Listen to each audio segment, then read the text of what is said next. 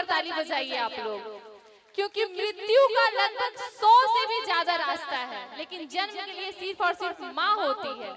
माँ ही है जो हमें दुनिया दिखाती है और दुनिया में आने का सुनहरा मौका देती है। तो चलिए कार्यक्रम को आगे बढ़ाते हैं, ज्यादा देर ना करते हैं, और आप लोग भी थोड़ा एक्टिव रहा कीजिए। जब एक्टिव रहना चाहिए तब आप लोग कुर्सी पकड़ के बैठ रहे हैं। आप लोग पूरी नहीं खाए, खाए के चाहिए ना तो कमजोरी हो जाए, फिर कहीं बिहान प्रोग्राम में जाए के हो।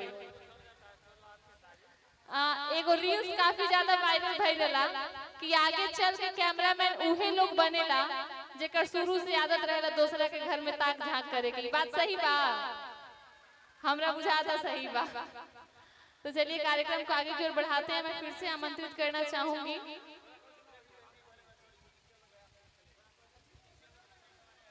हमारे म्यूजिशियन टीम के जितने भी सदस्य हैं, मैं उनसे अनुरोध करूंगी कि